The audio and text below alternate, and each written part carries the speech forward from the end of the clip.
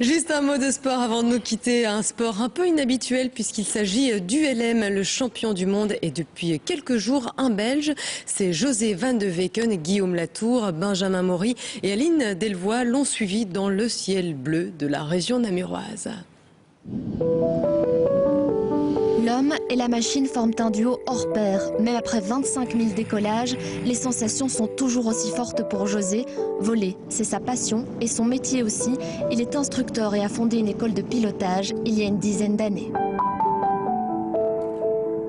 Mon premier rêve était de voler, sauf que j'ai pu le réaliser. Mon deuxième rêve était de devenir instructeur. J'ai pu le réaliser et ensuite j'ai décidé de devenir champion du monde. Et donc j'ai mis tous les moyens en œuvre pour y parvenir. La semaine dernière, José a vécu l'un des plus beaux jours de sa vie en Espagne. Il est devenu champion du monde. Aujourd'hui sur la piste, ses fans sont là. José, une grande félicitations. Merci, c'est gentil. Une consécration obtenue à force de travail et de persévérance. Il faut être un pilote complet pour réussir toutes les épreuves. Il y a ce que l'on appelle des précisions de navigation, où là on travaille dans l'espace à la près de quelques mètres au sol, sur des points de passage et à la près de quelques secondes. Les pilotes doivent aussi réussir des exercices de consommation avec un minimum d'essence et des épreuves de maniabilité, un concours qui demande beaucoup d'entraînement.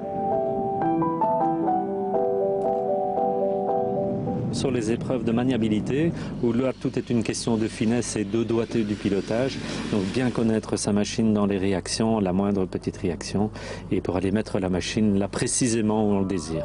José vit de sa passion grâce aux cours et aux initiations qu'il donne. La compétition ne lui rapporte rien, sauf la fierté de faire partie des meilleurs pilotes du LM. Son nouveau rêve, conserver son titre lors des prochains championnats du monde.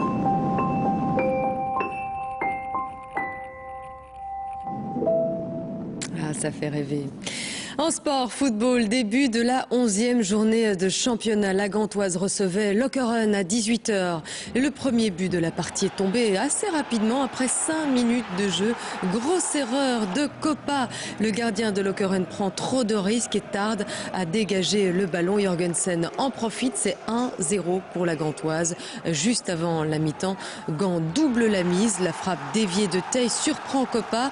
En deuxième période, Lokeren réduit l'écart. But inscrit par Arbaoui, mais pas de conséquences sur le résultat final. La Gantoise s'impose finalement 3-1 grâce à un nouveau but de Theiss sur pénalty. En sport moteur, Sébastien Loeb occupe pour l'instant la première place du rallye d'Espagne. C'est l'avant-dernière épreuve de la saison. Le Français, septuple champion du monde de la discipline, a dominé les 2 premières journées. Il a signé les meilleurs temps sur le tracé poussiéreux de la Catalogne. Loeb devance les Finlandais, Latvala et Hirvonen. Le pilote Citroën est invaincu en Espagne depuis 2005 et tente de remporter cette année son 8e titre mondial.